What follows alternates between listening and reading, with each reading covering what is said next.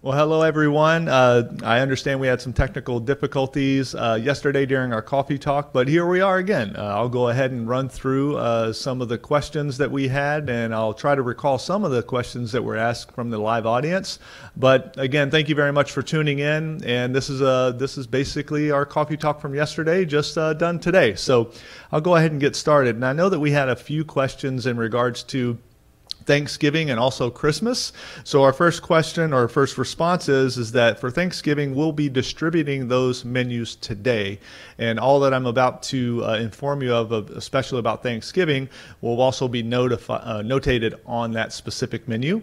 So the hours for Thanksgiving, and we're going to be offering a buffet, and the hours are going to be similar to what we had pre-COVID. So it's going to be from 11 a.m. to 2 p.m. Reservations need to be made by the day before, November 24th. We will offer to-go orders, and those to-go orders need to be made from 9 to 11 a.m. if you're deciding to have Thanksgiving dinner in your home. We'll put that together, that takeout order together with the items that you kind of select from the actual buffet. We do also have a community table for those residents who are singles, or we have residents who aren't leaving and they would prefer to dine at a community table and meet some of our other residents. Just please ask for that seating arrangement while you make your reservation. We're also going to be offering this similar dining experience for our Christmas holiday as well, so stay tuned for that. Some other questions are regarding the cafe. The primary use for the cafe at this moment is for holiday events during the holiday seasons. Residents are more than welcome to use the space if we don't have an event going on in that area. Residents can enjoy a cocktail when the space is not used. Residents will need to order their preferred drink from the bartender and take the drink back to their table. I know that on Mondays when we have the live entertainment and the piano player or the guitar player, we have many residents that come down, grab a drink from the bar, and then return to their seat over in the cafe to enjoy the live music. But please keep in mind, we do not offer any tableside service at this time. You should have received a Halloween contest flyer in your mailboxes, so please have those turned in by tomorrow, Wednesday the 17th by 12 p.m. And again, if you haven't received those flyers or if it's not in your mailbox, please come down to Dining Services and we'll make sure that you get one of those so you can make your selection for the winner of the Dining Services Halloween Costume Contest. And thank you for all of those residents who showed up and dressed up. It was a really, really fun evening, and it was great to see all our residents having a great time. So one of our questions is when can we start making reservations for the Mayflower and the Atrium? Well, those reservation times are basically the hours of operation when we have people scheduled. So for the Mayflower, it's going to be from 11 a.m. to 7 p.m. and the Atrium is from 7 a.m. to 7 p.m. If they don't get to your call right away, it might be because they're a little busy, or we might be right in the middle of service and we can't get to the phone, but please continue to try to call back and we'd be more than happy to make those reservations. Also, please keep in mind that you can make those reservations for a future date, whether it's the next month, the next week, and consecutive dates after that. So please ensure that you make those reservations ahead of time.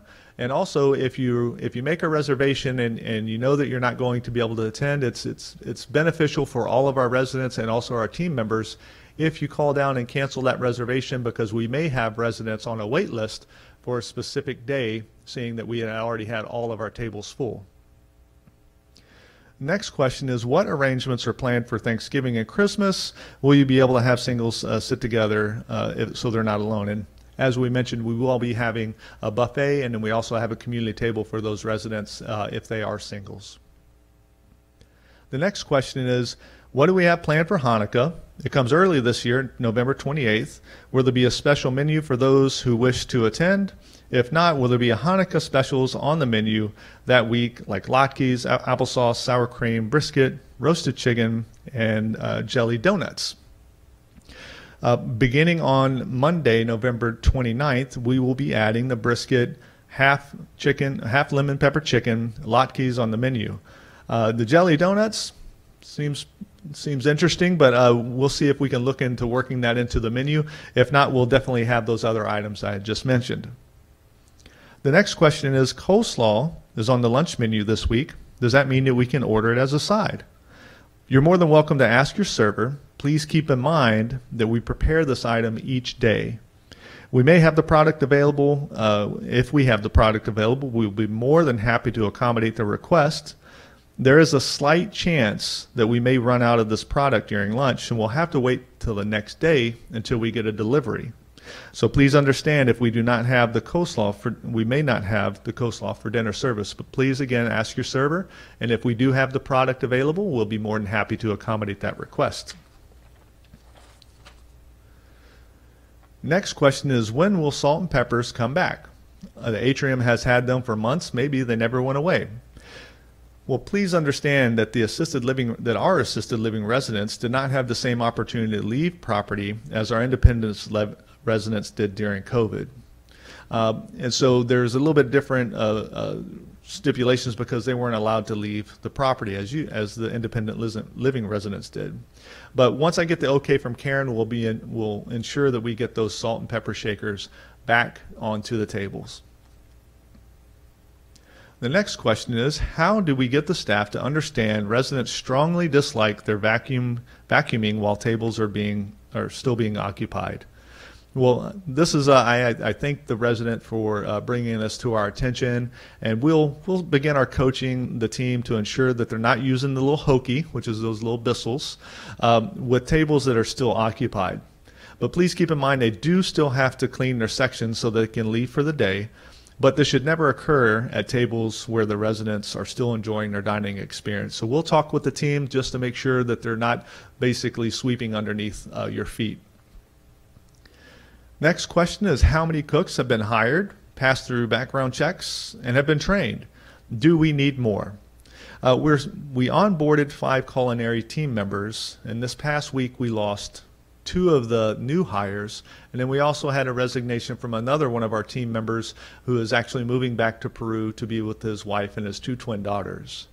Now we'll continue to go out and seek and recruit new talent. We have some incredible team members that we picked up through this hiring phase. We have Alejandro and we also have Ramon, and they do an incredible job. So we're seeking for more team members that have their same work experience and also their work ethic and their strive and drive to provide exceptional customer service for our residents and also our team members. And Jasmine is doing a tremendous job recruiting for these positions, and I'm sure she's hard at work today getting those positions filled for us. The next statement is, rumors have circulated that our head chef has left. Is this true? Well, Chef Michael Wong's last day was on October 19th. The culinary team has been doing a tremendous job, and our sous chef, Billy, which will get him in front of some of our residents soon. He's been with us for some time and has been promoted into the sous chef position, has played a critical role in the team's success. So they're all working very hard back there. We have identified an executive chef, and once we get through the screening phase of that, we'll be making sure that we get all the information, his bio and his resume out to our residents, and also probably by the time we have another coffee talk, he'll be on stage here with me. So we're excited to have him join the team. The next question is, I love the stuffed bell pepper, but the sizes are usually more like a generous appetizer than an entree. Could we please get bigger peppers? We are asking our vendor, we can call it's Mr. Green, as this specific vendor that we're using for some of our produce needs. And we've been asking them to get us the biggest bell peppers they have, and basically we're getting what they have in stock. I know that the culinary team, if they have some that are a little bit on the small side, they'll present 2 on the plate, but we'll look at ways where we can make this entree more fulfilling. So please be on the lookout on that, some additions to that specific dish to get it up to par with some of the other items on the menu. But whenever you look at this bell pepper and we actually unpack those ingredients, it's the same portions of protein and vegetables that we have on the other items on the menu. Our final question is, why can't we have nuts as before, but this time only on request and pay for them? We can definitely do that. We'll start searching for a nice mixed nut offering for our residents and make sure that those are individually packaged, so to speak, so that we don't have those communal nuts anymore. But we'll look into that, and please be on the lookout, especially in our bar area, for offering that service for you. Well, again, I thank everyone for your patience. I know we had some technical difficulties yesterday for those who are viewing in. For those who did not view in, you didn't have that experience, but we'll be sending out the link for this video for everybody to enjoy, and it'll also be streamed onto the in-house channel. And that'll be next Monday and next Wednesday. But be on the lookout for the email for those, and it'll give you the instructions on that. So thank you very much for everyone who is participating, all the residents that came down to see us in the live audience. I think we had close to 18 that were down here in the Plymouth Hall, or Pilgrim Hall, I'm sorry. So hopefully we'll see more of our residents come down to see us next month. And again, please send all of your suggestions to the Dining Suggestions email. We're more than happy to hear all the feedback that our residents have, and it only works if you give us that feedback so we can take that and move in the direction to where we all want to be headed. So thank you again very much for your time, and we'll see you down in the dining room. Thank you.